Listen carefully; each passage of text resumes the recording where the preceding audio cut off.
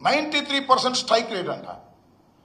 ఎన్ని టీములు కలుపుకున్నాడేవయ్యా 93% strike rate గురించి? నీ టీం సంగతి దేవుడు ఎరుగు. బీజేపీ టీము, ఆయన పేరేంటి, జనసేన టీము, ఇన్ని టీములు కలిసి ఆడారు. అందుకని నీకు 93 స్ట్రైక్ రేటా కనపడుతుంది. సింగిల్ గారా బ్యాటింగ్, సింగిల్ గారా నాయన? క్లీన్ బౌల్ డక్అవుట్ కాకపోతే అప్పుడు నన్ను అడుగు. సింగిల్గా ఆడినటువంటి తత్వం ఎప్పుడైనా ఉందా? ఎప్పుడు చంద్రబాబు నాయుడు గారు ఎన్టీ రామారావు గారిని వెన్నుపోటు పొడిచిన దగ్గర నుంచి ఎవరొకరిని మీద ఆధారపడి రాజకీయాలు చేయటమే తప్ప సింగిల్గా వచ్చినప్పుడల్లా నువ్వు చితకబాదిన సందర్భాలే తప్ప ఎక్కడైనా ఎప్పుడైనా సింగిల్గా లేకోకుండా గెలిచినటువంటి సందర్భం ఉన్నదా? ఒక్కసారి చంద్రబాబు నాయుడు గారు ఆలోచించుకోవాలని ఈ సందర్భంగా నేను మనవి చేస్తున్నా. అంతేకాదు, పాపం చంద్రబాబు నాయుడు గారికి డప్పాలు కొట్టేవాళ్ళు కొంతమంది ఉన్నారు కదా, ఈ హాసినట్టులాగాను కేతిగాడిలాగాను డప్పాలు కొట్టారు. అవి చాలేదంట. ఇంక నిజంగా పొగిడేవాళ్ళు ఎవరు లేక ఆర్టిఫిషియల్ ఇంటెలిజెన్సీతో చనిపోయిన స్వర్గీయుడైనటువంటి ఈ పార్టీని, అంటే తెలుగుదేశం పార్టీని స్థాపించినటువంటి ఎన్టీ రామారావు గారి చేత ఆర్టిఫిషియల్ ఇంటెలిజెన్సీతో మాట్లాడించేటటువంటి ఒక కార్యక్రమం చేశారు. అది మీరు అందరూ చూసే ఉంటారు.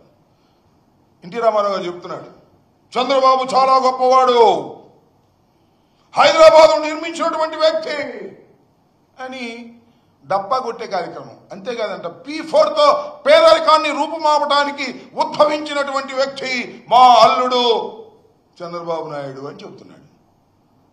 ఆర్టిఫిషియల్ ఇంటెలిజెన్సీతో చెప్తున్నాడు. అసలు ఆయన ఏమన్నాడయ్యా? నారా చంద్రబాబు నాయుడు గారు, మా గుర్తు మీ గుర్తు, కాకపోతే కొత్తగా వచ్చిన చిన్న కూరళ్ళ గుర్తు లేదు. ఎన్టీ రామారావు గారిని నువ్వు వెన్నుపోటు పొడిచిన తర్వాత, ఆయన అధికారం కోల్పోయిన తర్వాత కొంతకాలం బ్రతికే ఉన్నాడు. అప్పుడు ఏం మాట్లాడాడో ఇప్పుడు సోషల్ మీడియాలో వైరల్ అవుతుంది. నువ్వు ఎప్పుడైతే ఆర్టిఫిషియల్ ఇంటెలిజెన్సీతో ఎన్టీ రామారావు గారి చేత మాట్లాడించినట్టుగా నాటకం ఆడావో, మోసం చేయడానికి ప్రయత్నం చేశావో, మరి సోషల్ మీడియా పవర్ఫుల్గా ఉంది కదా, అప్పుడు ఎన్టీ రామారావు గారు మాట్లాడిన మాటలన్నీ కూడా ఇప్పుడు వైరల్ చేస్తున్నారు. జమాతా దశమగ్రహ అనే దానిలో అప్పుడు ఏం మాట్లాడాడో మీరు ఇప్పుడు లేదు, అవైలబుల్గా నా దగ్గర తయారు కాలేదు. మీరు ఒకసారి చూస్తే సోషల్ మీడియాలో, వీడియోలో, యూట్యూబ్లో వస్తుంది. చంద్రబాబు నాయుడు గారు చనిపోయే ముందు ఒక ఇంటర్వ్యూలో చాలా స్పష్టంగా చెప్పాడు, ఔరంగజేబులాగా తండ్రిని, కుటుంబాన్ని నాశనం చేసి రాజకీయాల్లోకి రావాలనుకున్నటువంటి వ్యక్తి మా అల్లుడు. చిచి, ఆయన పేరు కూడా నేను ఎత్తను, ఒక దుర్మార్గుడు అని బహు రకాలుగా దూషించాడు పాపం చంద్రబాబు నాయుడు గారిని ఎన్టీ రామారావు గారు. బాధతో, తన దించేశాడనే బాధతో, కుట్ర చేశాడనే బాధతో మాట్లాడినటువంటి మాటలు ఇవాళ వైరల్ అవుతున్నటువంటి. ఒక్కసారి చంద్రబాబు నాయుడు గారు మీరు కూడా ఏదైనా అవకాశం ఉంటే చూడండి అని కూడా ఈ సందర్భంగా నేను మనవి చేస్తున్నా.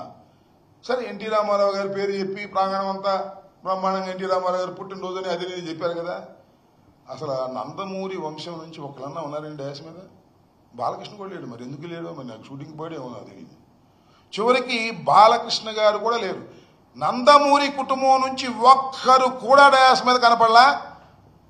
నందమూరి కుటుంబపు మహానడుల్లా నారావారి కుటుంబపు మహానడులాగా తయారైపోయినటువంటి సందర్భాన్ని కూడా మనం ఇక్కడ చూసామని మనం చేస్తున్నాం. అంతేకాదు, ఎన్టీ రామారావు గారి మీద అమితమైన ప్రేమ, భక్తి ఉన్నట్టుగా నటిస్తుంటాడు నారా చంద్రబాబు నాయుడు గారు. ఆయన అధికారంలో లేనప్పుడు పెద్ద పెద్ద గావు కేకలేస్తాడు, చూశారుగా మీరు. ఎన్టీ రామారావు గారి భారతరత్న ఇవ్వాలి అని. అయ్యా చంద్రబాబు నాయుడు గారు, మీరు కేంద్ర ప్రభుత్వంలో భాగంలో ఉన్నారు, మోడీ గారు మీ అవసరంతో ఉన్నాడు, మరి భారతరత్న గురించి మాట్లాడేంటండి? ఆయన చేత ఆర్టిఫిషియల్ ఇంటెలిజెన్సీతో మిమ్మల్ని పొగిడించుకోవడమే తప్ప, పాపం చనిపోయిన ఆయన, ప్రాణం లేని ఆయన, పైలోకాల్లో ఉన్నాయన, ఆయన చేత పొగిడించుకోవడమే తప్ప భారతరత్న ఇవ్వాలి అనేది మీ డిమాండే కనిపించదే. ఇప్పించే శక్తి మీకుందే, ఎందుకు ఇవ్వలేకపోతున్నారు? ఇంతకన్నా మోసం ఏమైనా ఉంటుందా?